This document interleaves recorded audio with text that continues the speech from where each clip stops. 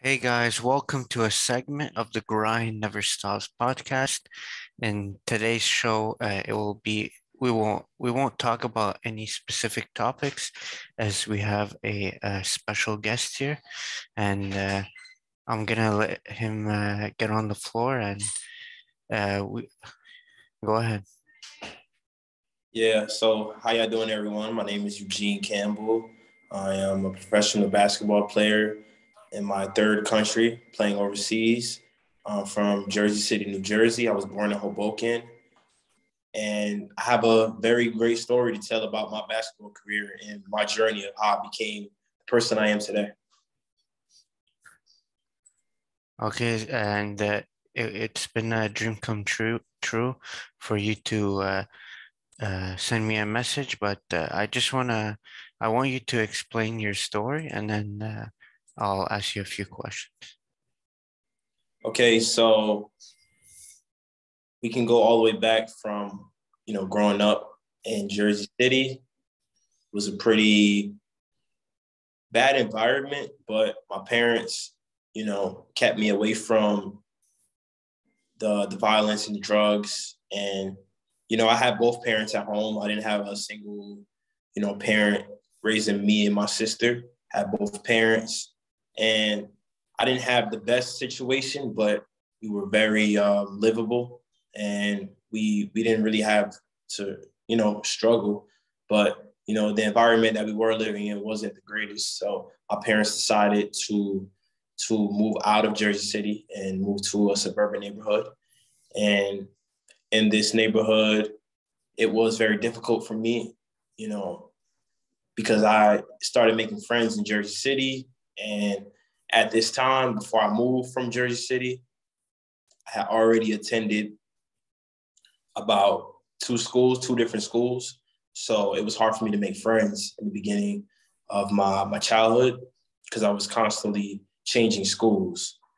And I was able to go to a Lutheran school from pre-K to third grade and go to a Catholic school in fourth and fifth grade. And when I was moving to Carteret, I actually attended a public school. So it was a big difference in the way the kids were. There wasn't any uniform.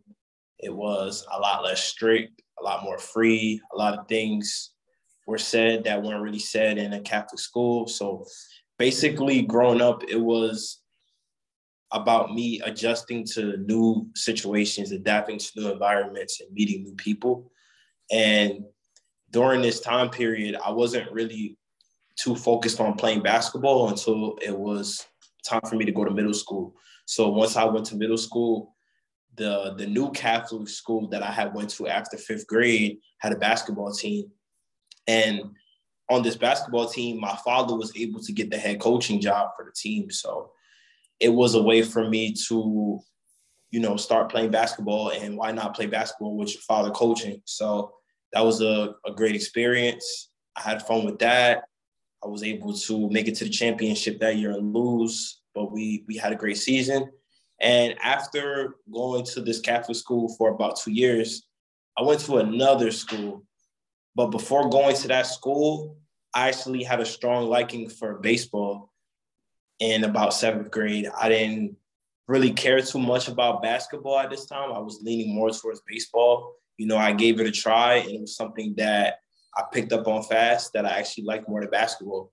And I was actually pretty good at it for me not, playing the sport for such a long time at all. So me playing baseball was a great experience, and it shortly came to an end when there was a teacher that said that I was failing a class, and I really wasn't failing the class.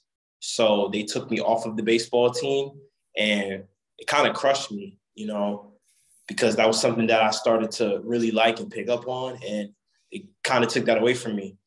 And when my seventh grade year was over, I transferred to another Catholic school. And in this Catholic school, they didn't have a basketball team. So I was caught in another dilemma where, okay, I wasn't able to play baseball and I lost passion for the sport because it was taken away from me. And now I don't have a basketball team my eighth grade year. So, it was a very frustrating, experience, and I had to go through a lot of adversity.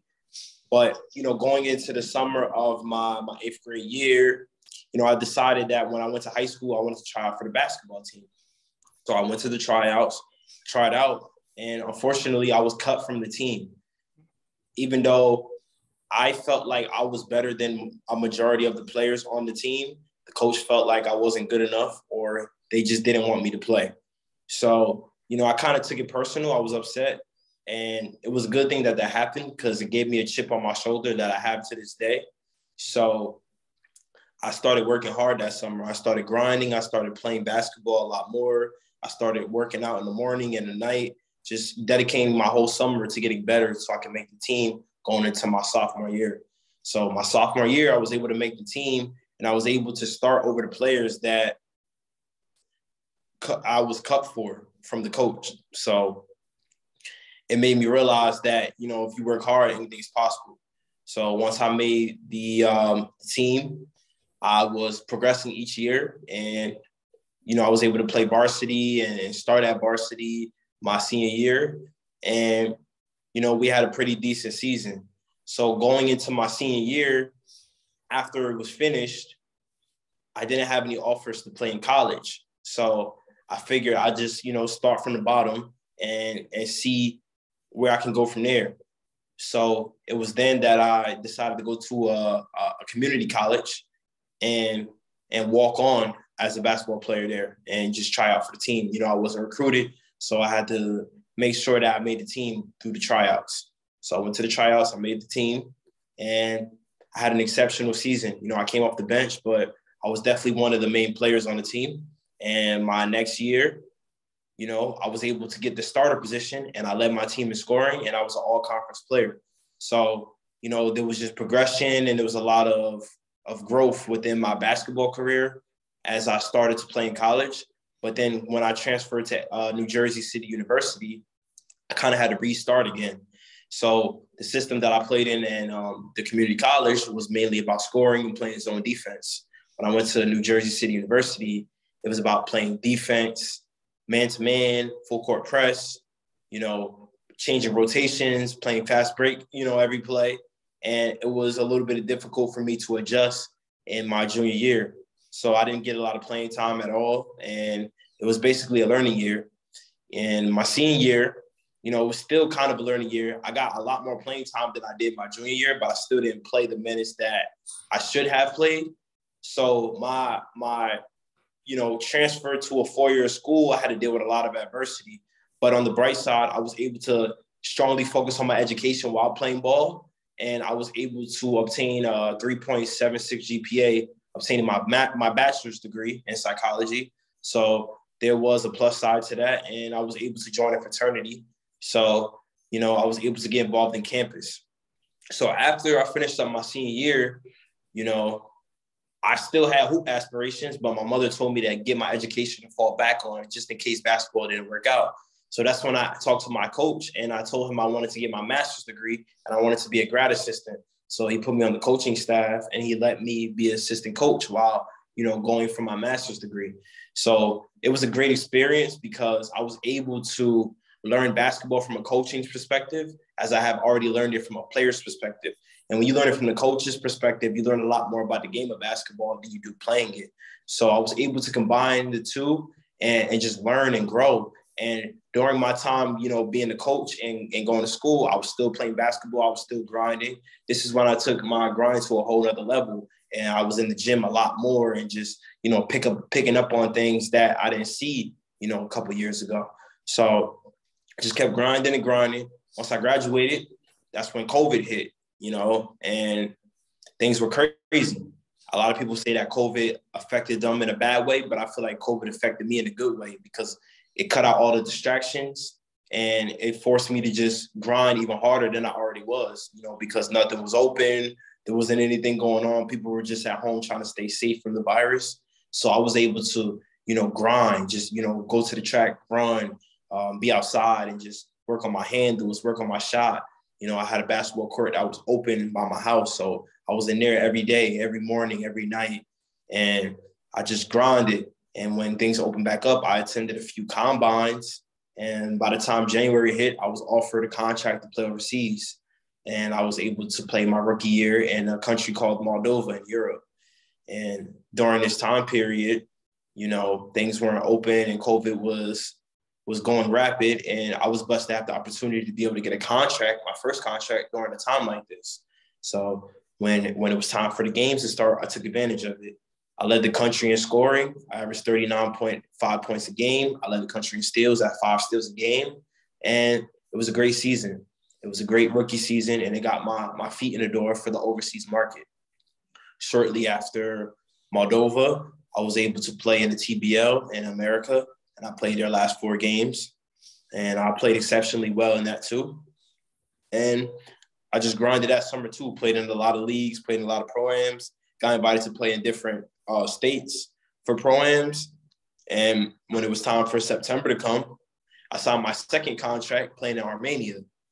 And while playing in Armenia, I already knew what it was like to play overseas. So I knew what mindset to go in the country with. And I was top 10 in 3 categories. I was top 10 in scoring. I was top 10 in rebounds, and I was number 1 in free throw percentage. So that was actually a great season as well from the time I played there. I didn't play the whole season because I was offered a contract to play in Portugal for the second half of the year, where I am right now. So I'm currently playing in Portugal. Our team is doing exceptionally well. We're on to the next phase of the season, and we're competing for a championship.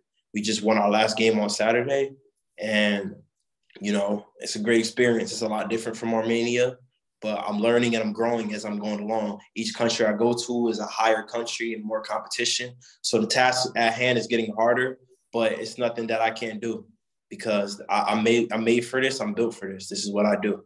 I overcome adversity, and the grind never stops. And that's why I wanted to be part of your podcast, man, because the message across your podcast is the grind doesn't stop. And I feel like the grind is a big part of my life, and the grind doesn't stop for me. So I feel like this is just great, for me to be a part of this. And well, the question I have for you is, after all what you've been through, after all what you've been accomplished so far, what is your goal right now? My goal right now is to win a championship. I want to make sure that, my team wins games, that I am leading the team, to win these games, and that I'm doing my part. My job is to score the basketball. They want me here to score the basketball. So I'm just going to do my best to make sure I'm playing my role so we can win. And another question I have is, what is I always hear between the NBA players, how they play in international and North America. But for you, your opinion and the way you experienced it, what's the difference between playing overseas and playing against guys in the States? Okay, there's a big difference. So there's a lot less dribbling overseas. There's a lot of dribbling and fancy, flashy dribbling in the United States. There's a lot less pick and roll and more one-on-one. And the athleticism is a little bit different in the States. A lot of people are flying in the air every fast break, opposed to some, players here. They just keep it simple with a layup, even though they have the ability to dunk. The playing style is a lot more backdoor cuts and a lot more screens and a lot more handoffs. There's a lot more team play. There's possessions where everyone touches the basketball, opposed to one person just isolating and, going to score. Okay, and how do you adjust to life in Europe? That one is very difficult. You're in a foreign country, you don't speak the language, you don't, blend in well because obviously I don't look like I'm from Europe. So Yeah. it's just me blending in and getting adjusted to the culture and the way to survive here. It's a lot different than the United States, but this is not my first time being in Europe. This is my 3rd time. So this time around, I'm definitely able to adjust. And in my future career, I'll be able to adjust to any situation that comes my way. That's a big part of my life. Like I have told you, changing schools, adapting to different people, different friendships, different teachers. A lot kids growing up, they have the same teacher for like X amount of years. I've had so many different teachers. I have so many different classmates. I have so many different friend groups, you know, and I've always learned to adapt to each one of those situations. So that's always been me. That's why, you know, playing basketball overseas doesn't really bother me because I've been adapting to situations my whole life. I've been And uncomfortable. and for all of our viewers who have been asking, uh, who who are the famous players you ever played with and had great communication with? Famous players I've played with and had great communication with. Well, I haven't played with a lot of famous players, but it's one player that's from New Jersey. He's actually a friend of mine. His name is Jesse Jones. And he's somebody I play with that I would consider famous because he does a lot for New Jersey. And he does a lot for the community. And me and him have pretty good communication. I talk to him on a daily basis. He's a really good guy. And he's a really good basketball player. Yeah, well, before I continue asking questions, I want to tell you how appreciated for you to come on this show because, man, grind never stops. And I, Never. even for me, I have a story myself. I I didn't have a great childhood, didn't have a great job. Things were going bad, but I just never gave up on life. And that's what you and that's what other players like Carmelo Anthony, you think he could retire right now, but he's not. He just wants to make a statement, grind. It's not just winning a title. When you're old and at the end of your career, you just want to grind and show the world that dreams never finish. You Yeah. like Fred VanVleet, bet on yourself, undrafted, and look at Yeah. him now. So Yeah. it's just people should not give up on their dreams and they just keep grinding and grinding. And people that criticize yourself or me or other people, they should take that as motivation. And sometimes maybe you'll take it personal, but you're just gonna take it in and then just grind and grind and grind. Grind, man. It So never stops. Every day there's a new grind. There's a lot. Every day you wake up, you're gonna deal with some type of adversity. It's never gonna be perfect. Just gotta get through it and keep grinding. and which NBA player, current or retired, you look at him and say, this uh, this made me who I am today. Definitely Paul Pierce. It's my favorite player of all time. I'm a big Celtics fan, and his grind never stopped. You know, he was definitely an underrated basketball player that kept grinding and made himself one of the greatest basketball players to ever play the game. And even to this day, I feel like he doesn't get a lot of recognition for what he's done. But the real basketball fans know that Paul Pierce is one of the greatest. And he won a championship for the Celtics. So they can never take that away from him. That's all that matters. Like, doesn't matter. Like, I know winning a championship either in the NBA or overseas, it's always the best, but I think that you just gotta believe in yourself.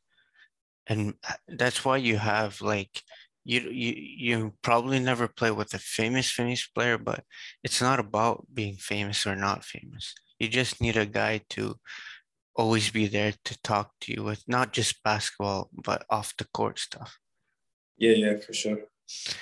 But I want to ask you a question is like, what is your best skill set? My best skill set is probably my jump shot. Have a pretty good jump shot, especially in the mid-range area. I can kill you in the mid-range area. Can work off the screen and roll. I can attack. I can, shoot off the dribble. Um, So I would say if my jump shot for sure. so if I call my boy DeMar, you think you can beat him in a game of horse? In the mid-range, Yeah. I think so.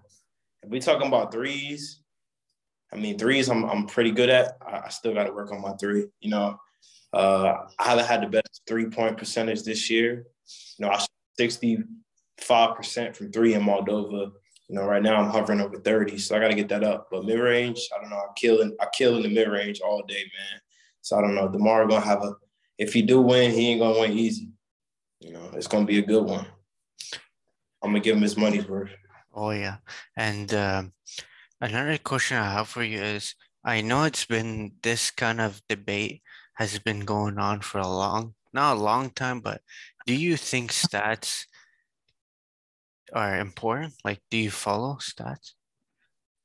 I think stats are very important. I feel like you should also watch film too because you don't know.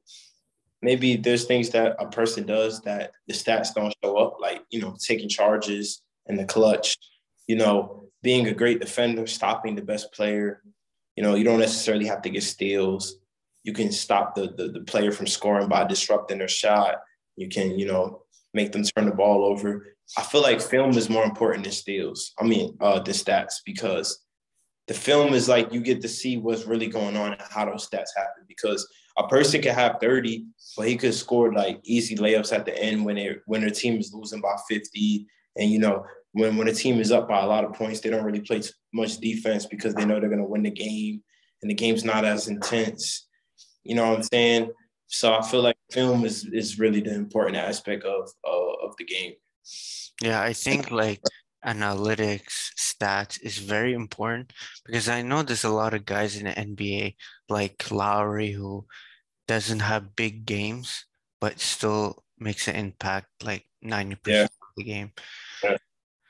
And another question, People will probably look at Kyle Lowry and be like, why is he not performing at the level that he has? But if you watch the games, you'll see the difference that he makes in the games to help his team win. so is Draymond Green. Draymond Green for sure. Like, yeah, he might have like stat, but he doesn't need to score to make an impact on that game. And the thing about Draymond Green is he knows he's surrounded by scorers, so he knows his role on the court. And that's very important. Being a team player and competing for a championship, each player has to know their role on the team. Everybody can't be that guy to score 30 every game. Somebody has to take the back seat and to do other things to help the team win.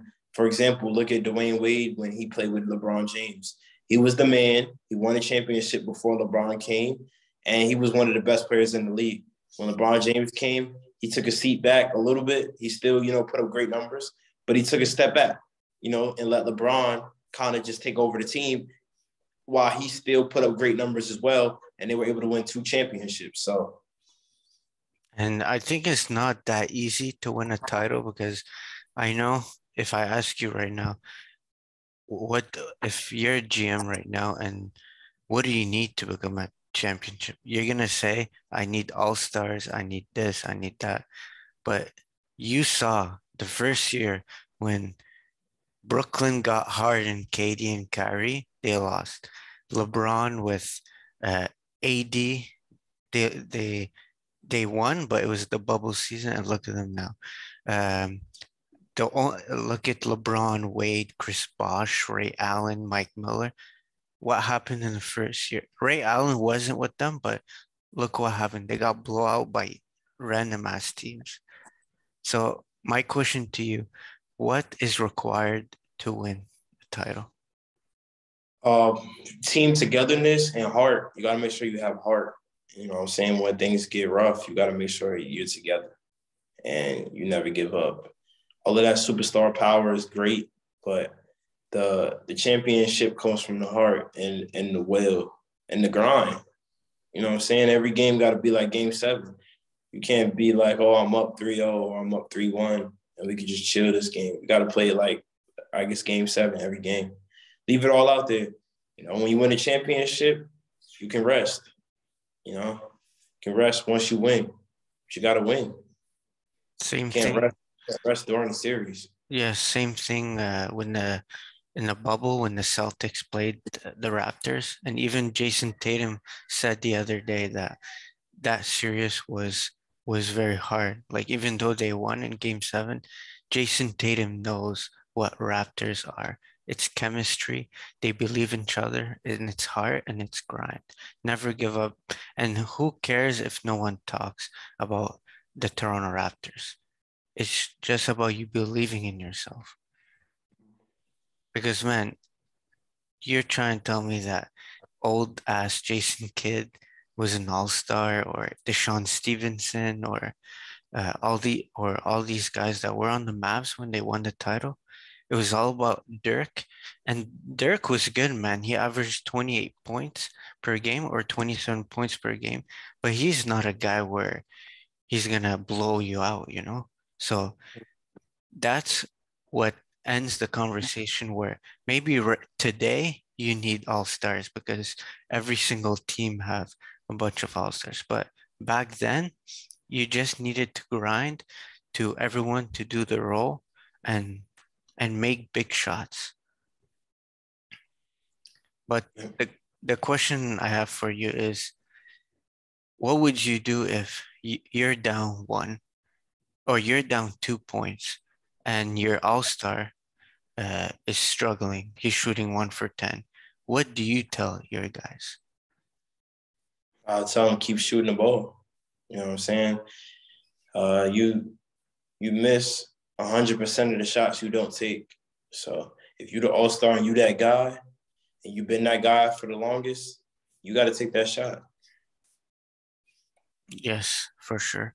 And there's been a debate since that list came up, the NBA 75 list. Give me one player that you think was on it and didn't deserve it, and give me one player that wasn't on it and deserves to be on it. I feel like they should have took Damian Lillard off of it. Why? He was on it. Yeah, he was on it. Why? Yeah. I feel like he's done a lot for the league, but I feel like there's a couple players that done a lot more than him that should be on there. Like I don't even think they put Kyrie Irving on there. No. Kyrie Irving should definitely be on there before Damian Lillard. Like I'm sorry. Like I've seen Kyrie Irving play before in person. You know what I'm saying? He's from New Jersey. He's the most skilled point guard in the league by far. And I feel like he should have been on there, to be honest.